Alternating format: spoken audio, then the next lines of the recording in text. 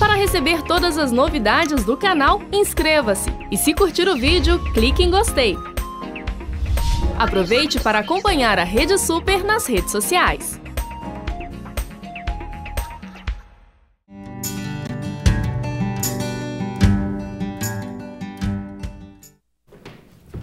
Momento muito gostoso com o seu advogado. É o nosso advogado, doutor Ilan Mello. Que bom tê-lo aqui novamente, doutor Ilan. Obrigado, pelo convite, um bom dia. E eu tenho certeza que esse tema é um tema bastante relevante, que nós vamos falar aí sobre direito do trabalho. E antes disso, deixa eu mandar um abraço para minha tia Eva, que está assistindo. Tia Eva, abraço, tia Eva. Ela assiste todo o programa e ela gosta muito de você, viu, cara? Ô, tia Eva, então, ó, tia Eva. Beijo, abraço, tia Eva. Obrigada pelo carinho, viu? É bom, né? É bom a gente conhecendo as pessoas. É uma honra pra gente ter gente tão abençoada nos acompanhando, caminhando, orando, intercedendo e encorajando, né? Amém, isso mesmo. Doutor Irlan, você já pega aí seu papel, sua caneta. Eu tô aqui tentando organizar aqui esse WhatsApp que tá meio estranho. Ah, agora tá funcionando. Você pode aproveitar, manda a pergunta, tá bombando o WhatsApp aqui, 98402-9756, 98402-9756. Manda a sua pergunta, vamos falar sobre direito aí do empregado, direito do trabalhador. Doutor Ilan, esse tema é bom, viu? É bom porque, assim, normalmente a gente tem muitas dúvidas, né? Eita! E quando a gente consegue sanar as dúvidas, melhor ainda, né? Então vamos começar lá. Qual que é o prazo que o empregador tem para ele pagar ali o salário do empregado, doutor Irlan? Sim, veja bem, o prazo para você efetuar o pagamento do salário é até o 5º dia útil subsequente ao mês trabalhado. Agora, o pagamento ele pode ser feito preferencialmente em espécie, mas ele também pode ser feito mediante depósito bancário. Existem algumas situações, por exemplo, onde a empresa ela abre contas em determinados bancos. O trabalhador, ele precisa ter a conta naquele banco, porém o banco não pode cobrar tarifas de manutenção de conta, porque entendi. É uma comodidade do empregador. Então o empregado se submete a essa situação, é uma forma de facilitar, porém ele não pode ser taxado por isso. Doutor Ilan, qual que é o procedimento a ser adotado se o empregado que está cumprindo o aviso prévio aí praticar irregularidade no trabalho? Aquele período ali, aqueles 30 dias, ele está lá. A pessoa está no aviso prévio e aí ela acha, por exemplo, que ela pode fazer qualquer coisa, E dependendo do tipo de situação, desde que ela proceda de uma forma indevida ou ela adote um procedimento irregular, mesmo trabalhando, esse aviso prévio que é dado quando a empresa demite sem justa causa, isso pode ser alterado e partir para uma dispensa por justa causa. Então, se durante o aviso prévio o trabalhador comete alguma irregularidade, ele pode sim vir a ser demitido por justa causa e aí perder uma série de direitos que a dispensa sem justa causa concede. Olha, então... Tem que ficar atento, Porque às vezes a pessoa fala, já estou demitido mesmo, posso fazer o que eu quiser. E não é bem assim, A legislação, ela protege os dois lados. Tem uma outra pergunta aqui também para o senhor.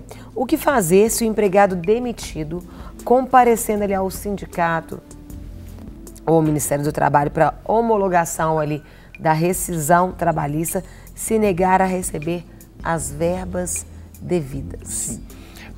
Os empregados com mais de 1 ano de trabalho, obrigatoriamente a homologação é feita no sindicato. Certo. Porém, acontecem situações onde o valor que está sendo pago não é aceito pelo trabalhador. Nessas circunstâncias, normalmente, o que o sindicato faz? O sindicato, ele carimba uma ressalva ou ressalvas. Por exemplo, olha, você está recebendo aquele valor, mas esse valor não está correto. Tem outros valores que você poderia cobrar na Justiça do Trabalho.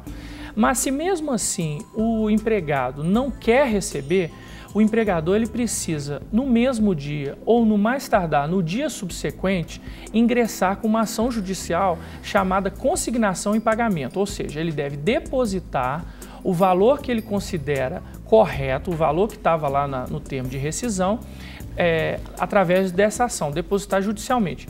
Por que isso? Porque se ele não fizer isso, ele vai se enquadrar numa multa prevista no artigo 477, parágrafo 8º da CLT, equivalente a 1 salário do trabalhador.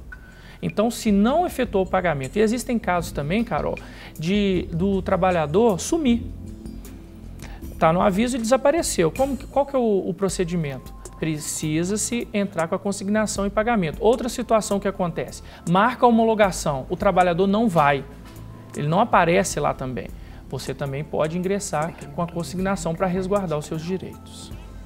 Tem uma pergunta aqui, doutor Pois Ilan, não. que aí eu vou pegar ela os dois sentidos. Ok. Uma pessoa que vai trabalhar e utiliza seu próprio carro para ir trabalhar, o deslocamento. A empresa, ela tem que ajudar com alguma coisa, porque no caso, se ela não fosse trabalhar, se ela utilizasse o transporte público, ela receberia aquele valor. Nesse caso, ela pode ter ajuda? Então, ela pode optar, quando no início do contrato de trabalho, para receber ou não o Vale Transporte. E aí você tem um desconto nos seus vencimentos e recebe o Vale Transporte, que pode ser feito mediante valor pecuniário, né? Ou então mediante o cartão, onde você coloca os créditos e tudo mais. Há a possibilidade também de um acordo no contrato de trabalho e ficar determinado um valor a título desse pagamento. O que acontece muitas vezes, Carol, é que se você não faz nenhum tipo de acordo com o empregado e passa esse dinheiro a título de gasolina, para que ele possa pagar a gasolina, e não consta nada disso em relação também ao Vale Transporte, o que acontece? Esse salário, esse valor recebido é considerado salário in natura. Então, para todos os efeitos, para efeito, por exemplo, de fundo de garantia, para efeito de 13º, férias, esse valor pode ser computado. Então, é muito importante que isso esteja documentado para depois não haver esse direito ou esse dever por parte da empresa de pagar. Entendi. Doutor Ilan, chegou uma pergunta para o senhor aqui também. Bom dia, a paz também, não deixou o nome. Funcionários de empresa privada podem pedir licença sem remuneração? E até quantos dias? Então, ele pode, é um acordo que pode ser feito com o patrão. Né? Não existe essa figura como existe, por exemplo, no empregado público, né? Um funcionário público, da licença sem vencimentos, que normalmente ela é de 2 anos, prorrogável por mais 2 anos. Existem situações onde você pode solicitar a suspensão do contrato de trabalho. Então, é como se fosse a licença sem vencimentos, né? Suspensão é sem receber. Sem recebimento, sem obrigatoriedade de pagamento do fundo de garantia, do INSS. Entretanto, é sempre importante que essa situação seja comunicada ao sindicato, justamente para se evitar depois o abandono de emprego, não é, no caso, né? E também o pagamento desses meses por parte do empregado, do empregador, pelo fato de não ter sido comunicado. Porque se ele recebe esse valor, eu fiquei pensando, eles podem depois pedir a restituição desse valor, não podem? Só que nesse caso, Carol, é muito complicado disso acontecer, porque no âmbito privado, quem efetua o pagamento é a própria empresa. Então ele tem o seu financeiro. Entendi. Se ele não tá trabalhando, existem situações, por exemplo, que eu já vi muitos casos. O trabalhador se acidenta e o INSS não reconhece o direito por algum motivo. Então a empresa começa a pagar aquele tempo que ele está ali parado, entendeu? Sem nenhuma obrigatoriedade. Então, assim, existem circunstâncias, mas assim, normalmente isso não vai acontecer. Por quê? Porque a empresa é que efetua o pagamento. Então, se ele não está indo, não vai pagar. Entendi. Doutor Ilan, o que é a Convenção Coletiva de Trabalho? Então, a gente falou do sindicato. Isso. E uma das funções do sindicato é elaborar o que nós chamamos de CCT, né? Convenção Coletiva de Trabalho. O objetivo das convenções é estabelecer normas, é estabelecer as respectivas representações, as relações individuais do trabalho, o que pode, o que não pode. Normalmente nas convenções elas esclarecem mais o que está escrito na convenção, na CLT, né? Que é a norma trabalhista. Então, por exemplo, tem ali questões, por exemplo, quanto à creche, plano de saúde, auxílio funeral, situações, por exemplo, que não estão previstas na legislação trabalhista e que aquilo ali se amplia. Então, é uma forma que se tem para se organizar aquela categoria profissional. Cada convenção ela é específica para uma categoria. Então, os direitos que existem em uma convenção podem não existir em outra, isso é totalmente natural. Na rescisão por justa causa, doutor Irlan, é possível homologação pelo sindicato ou pelo Ministério do Trabalho? Sim, é possível também a homologação. Nós temos até uma instrução normativa, que é a 3 de 2002, que permite sim, mesmo que realizada, mesmo que houve uma falta grave, é possível fazer sim a rescisão, tanto pelo sindicato ou no Ministério do Trabalho. Tem gente perguntando aqui, doutor Irlan, o que é de fato a insalubridade? Legal, né? Insalubridade é o ambiente de trabalho que ele faz mal para a saúde. Nós aqui precisamos assim, deixar algo bem fácil para se verificar. Então vamos imaginar que a pessoa trabalha com agentes insalubres. Quais são os agentes insalubres? Por exemplo, líquidos inflamáveis, líquidos que causam corrosão, por exemplo, câmaras frias, onde a pessoa entra sem nenhum tipo de proteção. Existem situações, por exemplo, que neutralizam os agentes insalubres, que são os equipamentos de proteção individual, os EPIs. Então, o ambiente pode ser insalubre, mas se os EPIs eles são suficientes para você neutralizar esses agentes, aí não se paga insalubridade. Outro exemplo de insalubridade, por exemplo, o ambiente hospitalar. O ambiente hospitalar, independentemente da questão dos EPIs, ele é considerado um ambiente insalubre, utilização de raio-x. Então são vários. Nós temos a NR15, onde se estabelece várias normas e estabelece vários agentes causadores da insalubridade. Doutor Irlan, um funcionário, um empregado trabalha à noite. Certo. E aí há uma alteração e ele passa a trabalhar na parte do dia. Isso. Ele pede o adicional de insalubridade ou aquilo já faz parte do salário dele, já é um direito adquirido? Excelente pergunta, né? Nós temos, por exemplo, uma súmula do TST.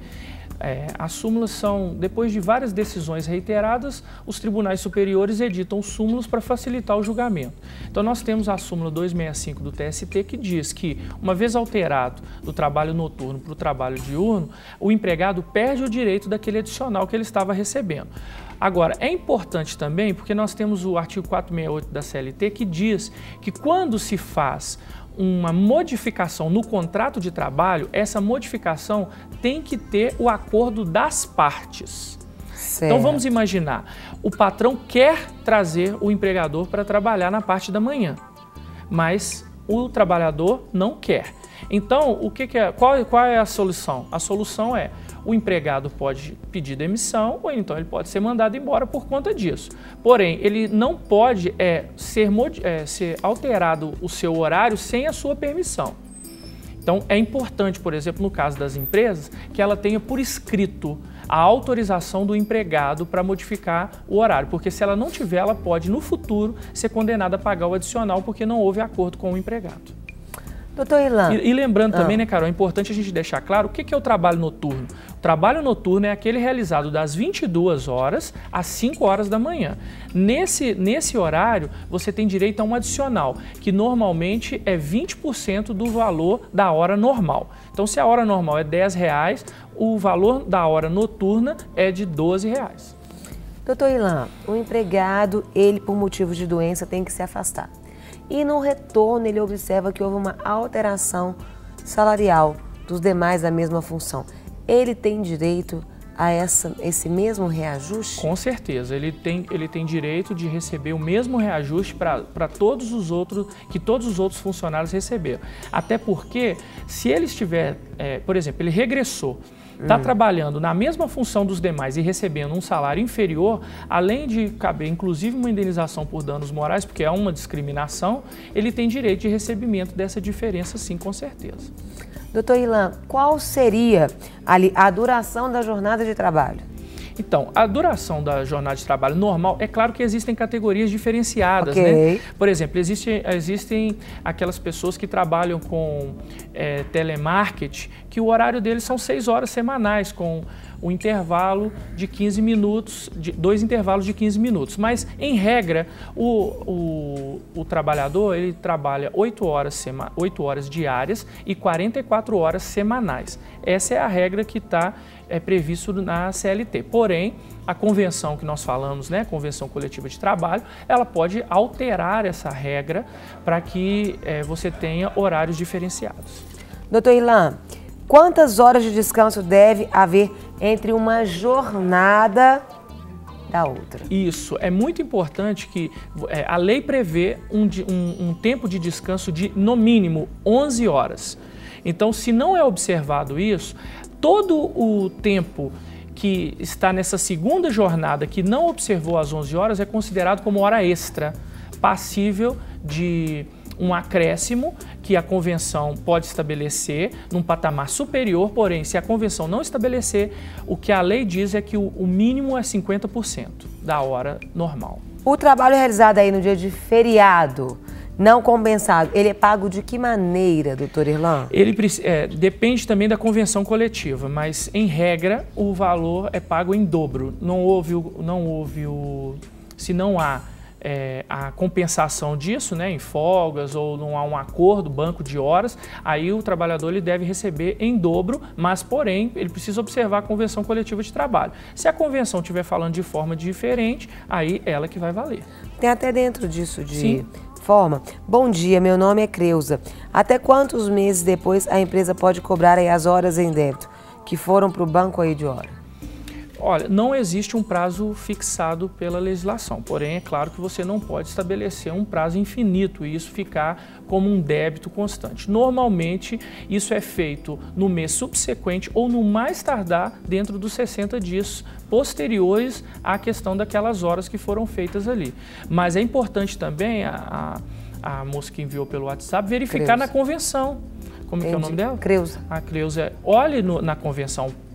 Peça uma cópia da sua convenção. Dependendo da categoria profissional que você faz parte, você consegue inclusive na internet pegar a cópia disso e verifique se existe banco de horas e qual é o prazo da compensação. Doutor Irlan, qual que é o prazo para pagamento da remuneração das férias e abonos solicitados? Vou entrar em férias, então qual que é o prazo? O prazo é até 2 dias antes do início das férias. Pagamento. O pagamento, porém, não existe uma multa. Então, normalmente, se a pessoa não cumpre isso, ela não tem uma multa. Ela pode, sim, no futuro, exigir, né, o pagamento de uma indenização porque ela não tirou no prazo correto. Aí tem que verificar se está dentro do prazo ou não. Tá certo? Doutor Irlan, bom dia. É o Pedro que faz essa pergunta. Quem que dá entrada no seguro-desemprego? O empregado ou o empregador? E qual é o prazo máximo? Quem dá entrada é o empregado, porém o empregador ele precisa fornecer a guia para que ele possa dar entrada. Sem essa guia ele não consegue receber. Outra situação, sem efetuar o saque do fundo de garantia, você também não consegue receber. Agora, qual que é o prazo? Isso depende muito. Se for uma relação normal de trabalho, a partir do momento que você recebe o fundo de garantia, normalmente você já dá entrada no seguro-desemprego. Isso é em torno de 7 a 10 dias. Mas existem casos que a pessoa precisa ingressar com ação na justiça. Então vamos imaginar que a ação demore 1 ano. Se demorou 1 ano, você ficou desempregado 5 meses e aí você está empregado agora, você pode pleitear esse período de indenização pelo fato de você não receber o seguro-desemprego ou mesmo dar entrada no seguro-desemprego para receber esse período que você não tinha recebido. Tá certo? Doutor Irlan, tem mais uma pergunta aqui para o senhor. Inclusive, eu quero até já adiantar, Carol, vamos ver se na semana que vem a gente continua falando sobre direito do trabalho para facilitar, né, as perguntas, porque é muita coisa, né? Tem muita pergunta. Uma amiga perdeu um pedaço aí do dedo. Certo. Tá? Deve ser durante a pontinha do dedo utilizando uma máquina lá da fábrica. Ela deve ser indenizada se sim, por quem? Firma ou INSS? Como fazer isso? Pois não, olha só. A partir do momento que houve um acidente de trabalho, se emite um documento chamado CAT, que é uma comunicação de acidente do trabalho. Essa comunicação, o INSS, ele começa a pagar o salário durante o período que essa pessoa ficou incapacitada. Então, se ela ficou incapacitada mais de 15 dias, o INSS começa a pagar até liberar o retorno ao trabalho. Porém, o fato dela ter se acidentado durante o trabalho gera direito à indenização por danos morais. Então, ela precisa, e talvez até danos materiais, se provar que ela teve uma perda da sua capacidade de trabalho. Então, quem paga isso? Quem paga isso é a empresa. Agora, a empresa tem como se isentar? Sim. Como? Desde que ela demonstre que o acidente aconteceu por culpa exclusiva do empregado. Exemplo, ela precisava utilizar determinado equipamento de proteção e, por sua livre e espontânea vontade, não utilizou, mesmo sendo exigido isso por parte dos seus superiores. Nesse caso, a empresa ficaria isenta de pagamento. Um dia, trabalhei em uma empresa à noite e a carga horária era de 9 horas. É correto? Aí ela complementa, né? Ou ele, não falou o nome. Pois sei que o período noturno você trabalha 1 hora a menos que as demais. É isso aí. O horário noturno, a cada hora você trabalha, na verdade, 52 minutos. 52,5. Então, nesse caso, você tem horas extras a receber. Se você ainda está na empresa, você pode... Existe a possibilidade de você ingressar com a ação mesmo estando na empresa, mas se você já saiu da empresa, você tem o prazo de 2 anos para ingressar com a ação e essa ação retroage aos últimos 5 anos. Ou seja, nós estamos em 2015, em novembro. Você pode cobrar de novembro de 2010 para frente. Para receber todas as novidades do canal, inscreva-se e se curtir o vídeo, clique em gostei. Aproveite para acompanhar a Rede Super nas redes sociais.